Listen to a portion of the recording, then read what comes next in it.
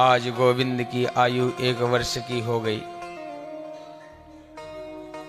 फिर एक राक्षस भेज दिया, नाम है तृणाव्रत। तृणाव्रत आया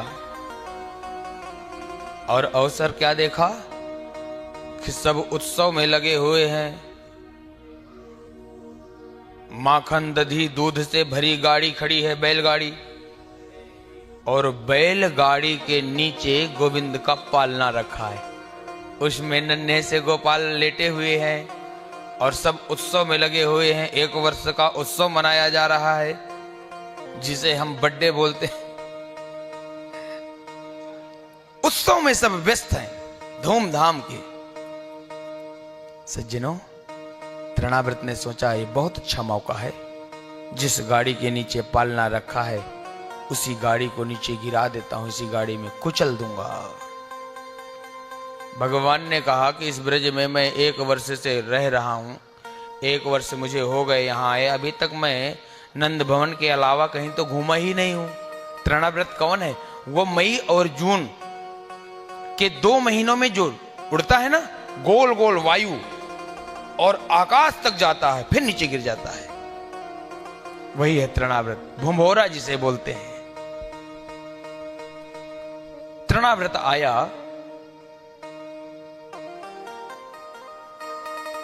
बोले गाड़ी को कुचल देता हूं गाड़ी में। जब गाड़ी के पास पहुंचा, बोला बहुत सुनहरा मौका है, गाड़ी में कुचलना ठीक नहीं, इसको ले ही जाता हूं भोजराज कंस के पास। और पालने से उठाया, उठा करके अपने कंधे में बैठा लिया और सीधे आसमान में उड़ गया।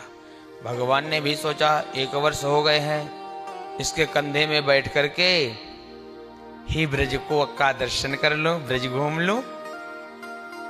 ब्रज में जब तक रहा तब तक भगवान घूमते रहे आनंद से। जैसे ब्रज से बाहर की ओर जाने लगा, तैसे भगवान ने शरीर बढ़ाना प्रारंभ किया।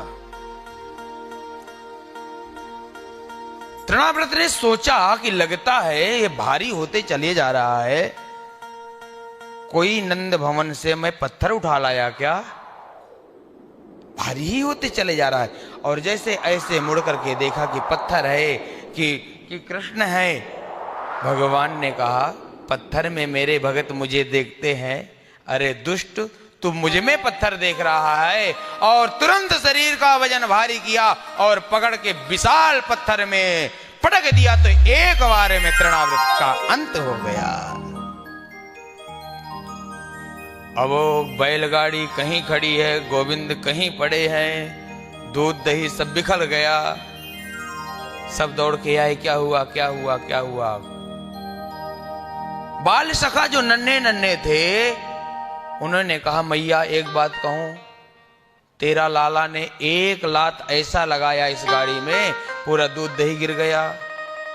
बाकी ये तो हम देखे हैं। मैया ने कहा कि भांग खा के बोल रहा है क्या? मेरा नन्हो सो गोपाल या की आंखें हैं निराल। नन्हे से गोपाल को तुम इतनी विशाल गाड़ी के लिए बता रहे हो कि 1 लात मारा तो पूरी गाड़ी गिर गई? भांग खा के बोल रहे हो क्या? तुरंत मां ने गोद में उठाया और गोद में उठा करके भगवान को प्रेम करिए। सज्जनों, इधर नंद बाबा को जब पता चला, बड़े घबरा गए। 1 वर्ष व्यतीत हो गया। वसुदेव कहते हैं नंद तो अभी तक मेरे दोनों पुत्रों का नामकरण संस्कार नहीं कराए, क्योंकि उत्सव में ही लगे पड़े हैं, इनको नामकरण का होश भी नहीं है। और वसुदेव जी के पुरोहित हैं श्री गर्गाचार्य जी, और नंद बाबा के पुरोहित कौन है? शांडिल्य मुनि। इस समय शांडिल्य मुनि चारों धाम की यात्रा में निकल गए थे। वसुदेव जी ने सोचा मेरे बहुत सुंदर सुंदर मौका है, मेरे दोनों पुत्रों का नामकरण संस्कार मेरे ही पंडित जी क्यों ना करके आ जाएं। श्री गर्गाचार्य जी के चरणों में प्रार्थना करी। गर्गाचार्य जी ने कहा कि जाऊंगा, करके आऊंगा। गुरुजी आप इतने सूक्ष्म रूप से जाओ कि कंस को पता नहीं चलना चाहिए। बोले मैं सूक्ष्म रूप से ही जाऊंगा। वहां गए और जैसे नंद भवन के पास पहुंचते हैं, नंद बाबा ने प्रणाम किया, महाराज कहाँ से आगमन हुआ आपका? बोले हमारा काम क्या है, ब्राह्मण आदमी हैं, कहीं सत्यनारायण सुनाते हैं, कहीं हवन कराते हैं, कहीं नामकरण संस्कार कराते हैं। अभी पास के गांव से नामकरण संस्कार करा के आ रहा हूं।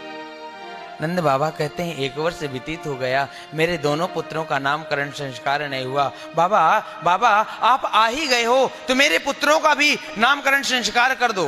श्री गर्गाचार्य जी आए थे तो नामकरण संस्कार करने, लेकिन यहाँ आकर कहते हैं बाबा मैं नहीं करूंगा तुम्हारे पुत्रों का नामकरण संस्कार। क्यों?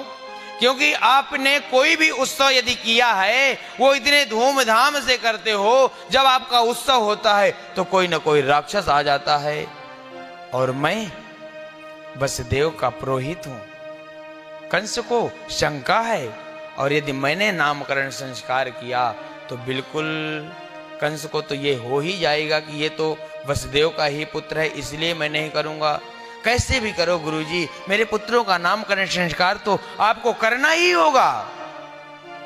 बोले एक शर्त में मैं कर सकता हूं, आप चुपचाप दोनों पुत्रों को लेकर के गौशाला में चलो। गौशाला में सब देवता होते हैं, 33 करोड़ देवी देवताओं का वास गौ माता के रोम रोम में है। आप गौशाला लेकर के चलो और सूक्ष्म रूप से आपके पुत्रों का मैं नामकरण संस्कार कर सकता हूं। यदि आपको विशाल रूप से करना है तो मैं नहीं करूंगा। बोले जिसमें मेरे पुत्र प्रसन्न वही मैं करूंगा, मैं क्यों विशाल से करूंगा। और गौशाला में लेकर के गए तो नंदरानी कहती हैं हम तो अपने ही पंडित जी से कराएंगे, हमारे पंडित जी गर्गाचार्य जी हैं और वो विद्वान योग पंडित जी हैं, पता नहीं आप कहां से पकड़ लाए। बोले ये तो विशाल विद्वान हैं गर्गाचार्य जी। यशोदा ने कहा विद्वान है, तो रोहिणी ने कहा कि चलो परीक्षा ही ले लेती हैं। तो रोहिणी का जो पुत्र है तो यशोदा की गोद में, और यशोदा का जो पुत्र है तो रोहिणी की गोद में लेकर के बैठ गए और कहते हैं बाबा मैं बड़ी हूं। कौन कहता है? माँ यशोदा, मैं बड़ी हूं, पहले मेरे पुत्र का नामकरण संस्कार करो, इसके बाद छोटी बहन के पुत्र का नामकरण संस्कार करना आप। श्री गर्गाचार्य जी कहते हैं कि अयम ही रोहिणी पुत्रो, देवी जो ये आपके गोद में है ना, ये रोहिणी का पुत्र है, इसको रोहिणी की गोद में दो और रोहिणी की गोद से अपनी गोद में अपने पुत्र को लेकर के बैठो, फिर मैं तुम्हारे पुत्रों का नामकरण संस्कार करता हूं। समझ गई दोनों माताएं, नहीं ये खड़िया पलटन बाबा जी नहीं हैं, ये तो योग बाबा जी हैं। और गर्गाचार्य जी बैठ गए। क्या कहते हैं? इनके नामों अनेक अनुपा, इनके नाम अनेक अनुपा, इनके नाम अनेक अनुपा, इनके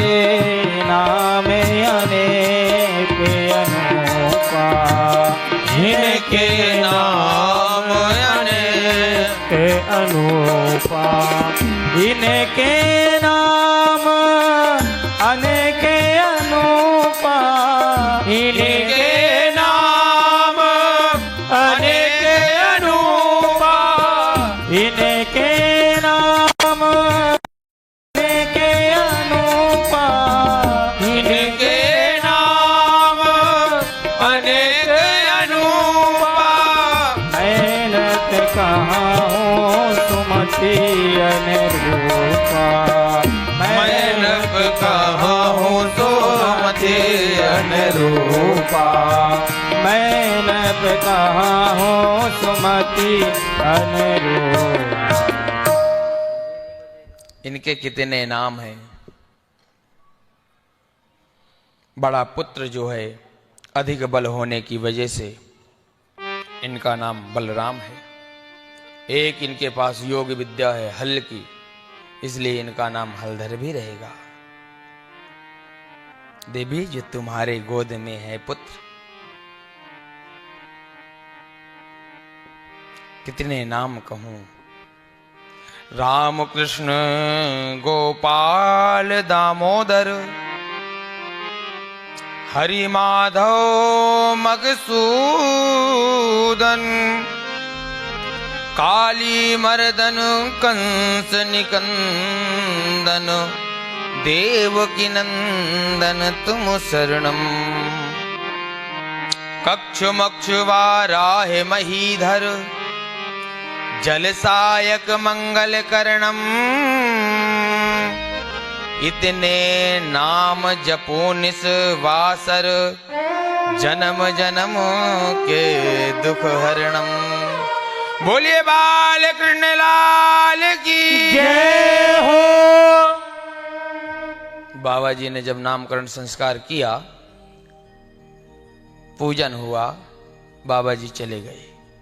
यशोदा कहती है, मुझे तो कुछ समझ में आया नहीं कि बाबा जी ने क्या रख के गए, इतने नाम बता के गए। मैं एक अपना नाम अपने पुत्रों का रखती हूं। इसका नाम है कलुआ और इसका नाम है बलुआ। बलराम का बलुआ, कृष्ण का कलुआ। ये मेरे ताई बढ़िया नाम है। और जो बाबा जी बता के गए हैं तो वो तो मेरे पल्ले ही नहीं पड़ा, क्या क्या बोल के गए। सज्जनों, भाव बिना रीझे नहीं, नटवर नंद किशोर।